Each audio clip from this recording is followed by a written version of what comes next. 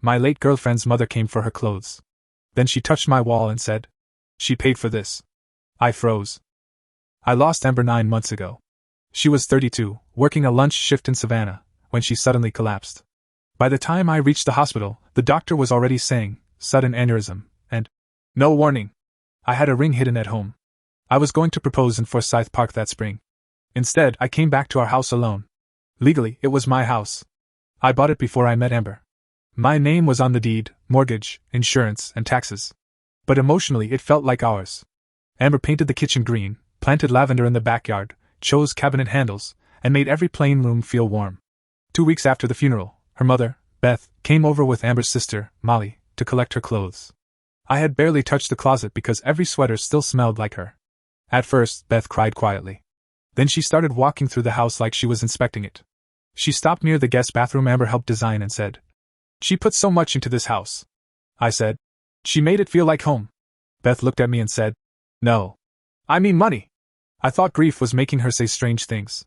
Then she said Amber increased the value of my house, and her estate deserved compensation. I told her Amber never owned the house. Beth said, "Maybe not legally." That was when grief became a threat. A week later, Amber's uncle emailed me a spreadsheet claiming Amber had contributed over $48,000. Bathroom remodel, landscaping, furniture, appliances, paint, lighting, everything.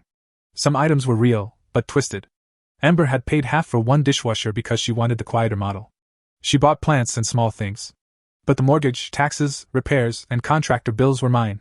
Still, I felt guilty. What if Amber felt used? What if she told them things I never heard? Then Beth came back and said, "You're living in the home my daughter built." I said, "Honoring Amber doesn't mean giving you part of my house." A few days later, I got a demand letter. That was when I hired Vera, a property agent who worked with real estate attorneys. She told me to stop speaking to Beth and gather proof. So I searched receipts, bank records, invoices, and old texts while crying over every message Amber had sent. One text said, "Can we paint your kitchen green, or are you emotionally attached to landlord beige?" Your kitchen. Not ours. Then Molly privately texted me. She had found Amber's notebook. On one page, Amber had written, "Do not put major money into Blake's house unless married or name is added. Be smart." Amber knew. She loved the house, but she understood it was legally mine. Beth was turning grief into a bill because she needed someone to blame. Vera sent the proof. Beth's side went quiet. No lawsuit. No apology. Molly later came over and took one of Amber's lavender plants. She said, "She wouldn't want this." Now I'm keeping the house. I don't hate Beth. So am I wrong for keeping the house my late girlfriend helped make feel like home, even if it was always legally mine?